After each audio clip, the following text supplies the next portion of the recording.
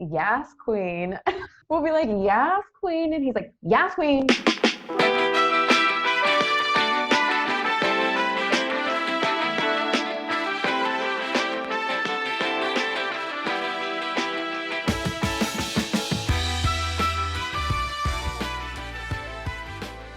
What is up, queer kiddos? Welcome to Cup of Queer.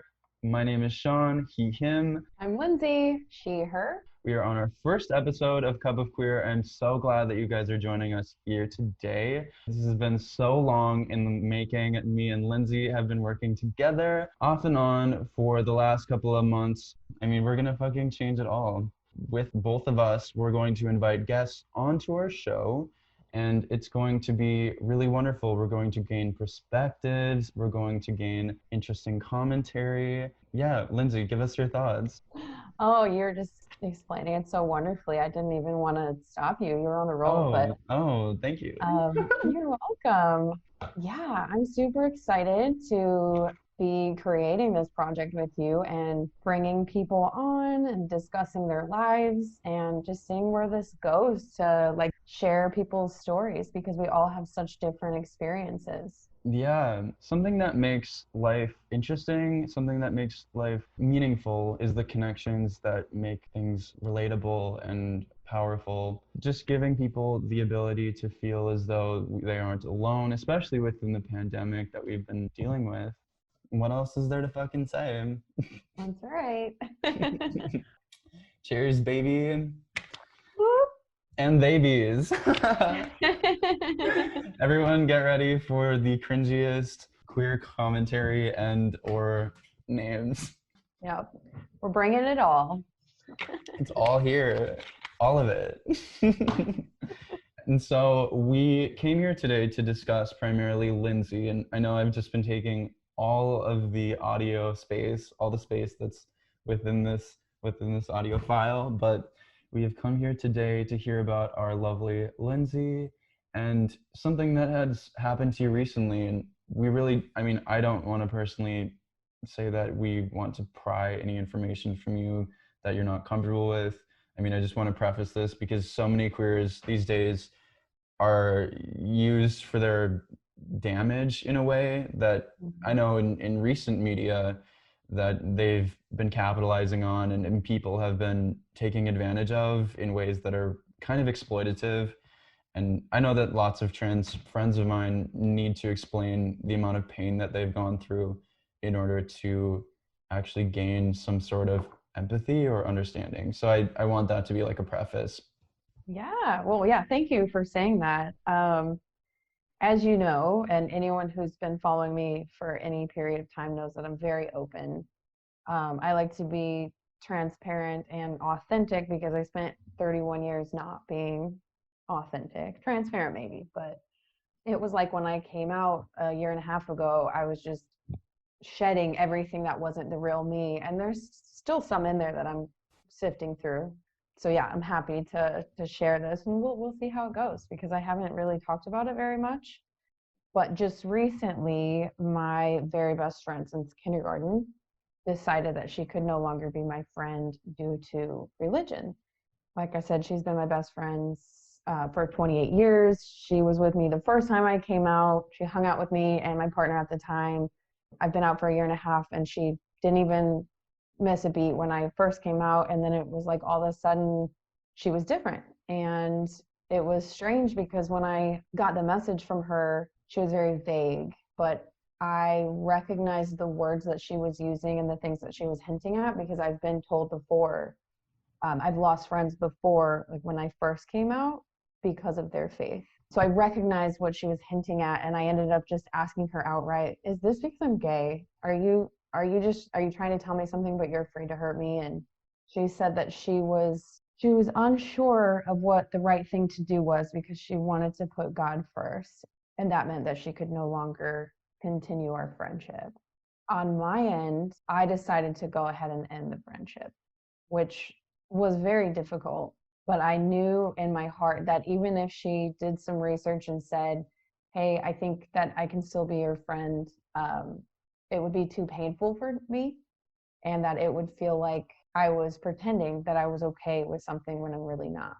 I feel very lucky. Sometimes I do feel like a fraud because most of the people in my life when I came out were very supportive, or at least on the surface. And I know that so many of us have lost family and friends, and people who have left a religion as they came out lost everything that they knew. It's just something that I think about a lot, how common this is for us and how we have to sort of create our own families. I think a lot of queer people have their chosen family. We come out, we move away from our families, we lose those Definitely. old friendships that we thought were everything to us, but actually weren't what we thought they were. They were conditional, they were one-sided. For me, for example, that friendship with this person who, I mean, she was there when my dad passed away. She was there, like I said, we Yeah. were in each other's weddings. We love each other's children. I mean, that's our whole lives. It Yeah. was conditional. So as long as I was with the man, she was okay. But the moment that I wasn't, she wasn't there. And I think that that is so common for our community, and we've Yeah. all lost people, and we've all found people. And that's what's so amazing about Instagram and social media right now. It has its own problems, but we're able to reach out, and like I reached out to you and I have all these connections with people who I haven't met in real life, but we can look at each other and say, I've felt that, I've been there. Yeah, yeah. No, I like that you really tied it together with the whole like family aspect, because I think at the end of the day, like queer people are really dependent upon the friends that we make. And I don't think until recently actually that people are talking about how meaningful friends are. You know, there's always like Friends, the show that was literally just about relationships between straight people. They never really explored like the real meaning behind what friendships mean for people and how much they actually impact our lives. And I think that straight people are so easily able to like shift people in and out of their lives because there's so many options for them. And you know, in a similar way, for many of us who are within areas that are less populated perhaps, or just don't have quite as much of a dating pool, I think that that same scenario is true among friends. I think I think it's just difficult for us to exist, you know, in any space, let alone like the ones regarding romantic relationships. So I'm glad that you really brought that up. I really do understand what that means. I was never comfortable with being open about a lot of things personally about like myself, my interests, thinking that it would make them more comfortable as like the people pleaser personality that I conveyed a lot of my life. It's just much easier to allow people to allow their projections to rule your life in a way that is comfortable for them, and a little bit comfortable for you too, because then you're sort of just drifting along at the whim of their motion. It's both numbing and comfortable, which is better than facing conflict head on. And I think that that's admirable that you are going out of your way now. It only makes it that much more difficult, I think, after you built all of these relationships and after you feel so connected to someone else. You know, it would be that much more risky feeling. I do feel similar to that. I might just be putting words in your mouth now. No, it's true. It's a tough choice. And I think that a lot of us do that more so with our families because they're our blood relatives, and they're who we've known since we were born, obviously. So I think a lot of us give like free passes to Yeah. family members. Yeah. Right? And I'm not telling everyone, "Oh, you should stop talking to your parents, stop talking to your siblings. They're all horrible. Go make friends online," or anything like that, but it's very difficult to sever ties with someone you love so dearly, but it's also possible that that relationship is so painful and difficult knowing that you're not being your true self. I'll give another example. My sister, I have three sisters, and one of them doesn't love me for all of me. She does love me. She doesn't love my choices. Yeah. She And loves you as much as she can. exactly, there's definitely a limit. And we stay close, we stay in touch, but it's become a more surface relationship because I can't be my authentic self. And I give her that free pass because she's my baby sister. And by that I mean I'm not going to cut her out of my life, Yeah. right? She's my sister, but that relationship isn't what it used to be. And so you have to make that choice. And when it comes to a friend,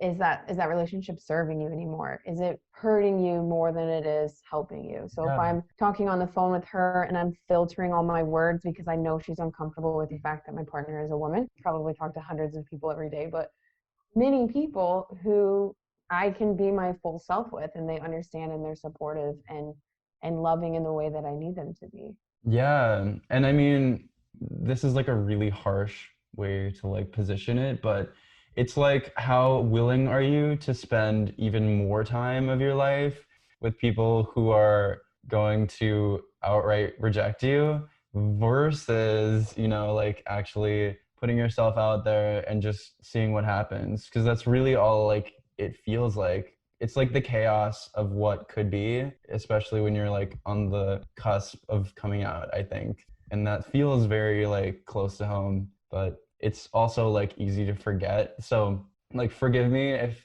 me being a little bit of a experienced gay man openly, if that translates as me being like numb to understanding it at that point, but I don't know if anyone else understands that because it's easy to forget where you come from sometimes when things are so comfortable and kind of handed to you, such as like love without conditions. I'm so proud that you're able to confidently end a relationship that was never going to give you all that you deserve. As queer people, sometimes it can be difficult to understand what you deserve when you've just been given like second rate friendships. Yeah, that's true. We settle. And I don't want to say especially people who come out late because I feel like we've all been there where we settle in like romantic relationships because we're like you said, the dating pool is smaller. And Yeah. so we're like, this is fine. This is the only other queer person in a 100-mile radius. And like we do that with friends. We're like, this person isn't outwardly mean to me. They like are pretending they accept me for now, so this Yeah. works because I don't want to be lonely. And so we've all probably had that friend or that partner that's just subpar because Yeah. we don't have as many options. Yeah, and I'd like to come up with like ideas for people if they have any thoughts on how they solve this problem other than like outright moving. Because I know that you and I connecting online has meant a lot for me personally. Like if that's an option for you to like make friends online and put yourself out there. Personally, like what I would recommend is to just put yourself out there on the internet. And I know that it's like definitely scary when you've racked up all these friends on your social media networks that are like probably going to give you shit, but they might not message you about it and they might not comment about it. There's always a chance you're going to receive hatred.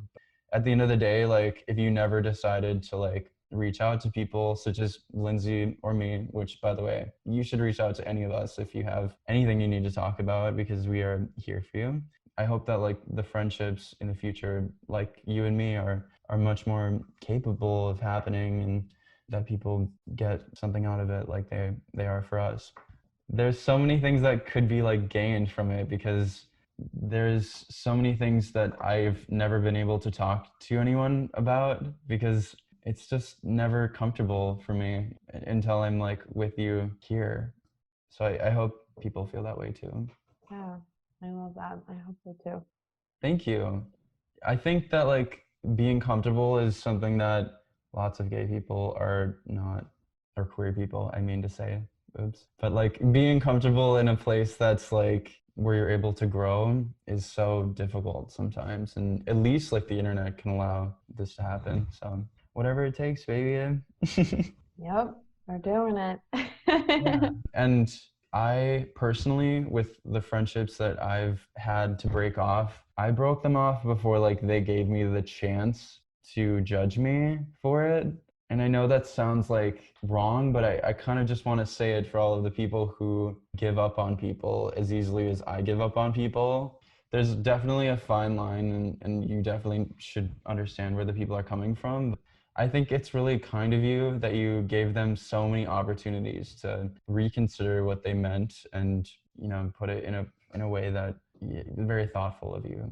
And I'm really sorry that they outright rejected you like that. I feel as though if they were forward about it rather than just letting it like simmer, it would have made it a lot easier for you, I'm sure. Yeah, kind of caught me off guard when you really think about it. What what kind of friendships do you want? And it does make it easier. Like you said, I mean, I'm still struggling. It still hurts. I think every day, oh, I should text her this. And I don't. I find other people to talk to. It gets easier every day because I think that when you let go of the relationships that are no longer serving you, it opens up space for other ones to come in. I've definitely had some amazing possible friendships coming up since then. And yeah, I just hope, like you were saying, that other people will start to have courage, if they don't already, to just put themselves out there, like you said, and reach out. And what's the worst that can happen if someone on the internet that lives 1,000 miles away is like, oh, okay, not for me. And then you're like, okay, cool. I don't know you either. That's fine. It's not the end of the world. You know, if you put yourself out there 10 times, not all 10 people are going to respond, but like some of them might, and you could end up having an amazing friendship. So I do hope that other people, other queer people will be able to make those connections like we are. I think it's really pathetic that people would want to like use religion as such an aggressive form of rejection or an excuse for rejection or like the easy way to explain why you were not acceptable in their life. I think that that is like a really disgusting way to treat someone, and that's on period. Mm-hmm. Yeah, I do too. It's really scary to think about that people are using, and I am a Christian. I was raised Christian, and I feel comfortable Same. saying that. Of course, Same. I'm struggling with that right now Yeah. because of how I've been treated by people who say that they're Christians. But like, I have had that experience several times of people who were like, oh, well, God said that you're bad. You're doing something bad, so I can't. But then I've had people who are like, oh, you're gay? Awesome. I still love you. That's great. Good for you. I'm not. I don't care. I actually came up to someone yesterday who I just started talking to through another situation. It wasn't my current profile. And I saw a Bible verse on their bio and I was like, okay, hold up. Before I even say anymore, I'm gay. I just want to put that out there. And she was like, awesome. I still love you. That is cool. And so it's definitely, Yeah, keep an eye out for the Bible verse on the profile situation. yeah. Yeah, Sorry. well, I'm glad that I was very blunt and I was like, "Ooh, okay, I am a lesbian." So she was like, no problem, let's do this. It is very hard to see people who are using religion as almost like a weapon or like a shield to protect themselves from whatever they think it might be, and then giving religion a bad name. And there are so many queer people who won't step foot in a church, don't want to hear anything about God because they're like, no, I have been shunned. I have been treated terribly. I have been told that I'm a sinner and I'm bad. And Yeah, especially in America where it's like so prevalent and so sought after because you want that sort of purity, you want that connection to your community, you want closeness to God perhaps. And so I think that that is something that it's really like important to me that we touch on it because I have been destroyed personally by Catholicism.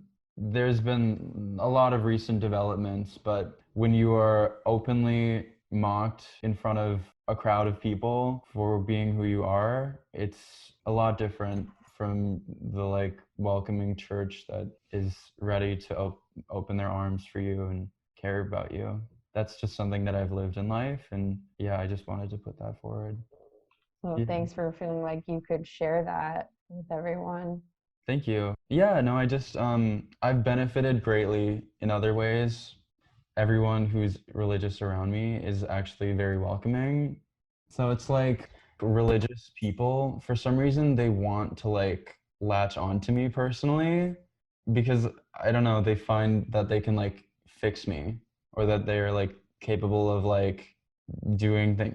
I feel as though they want me to be like better than the person that I'm portraying. So they like finding causes such as myself to bring to like a higher level or something. Like it could be like an achievement for them in a way to bring me like a queer person into their fold and tell people around them that they're capable of turning someone around like myself from the wraths of queer femininity. So I might be wrong, okay, I might be off,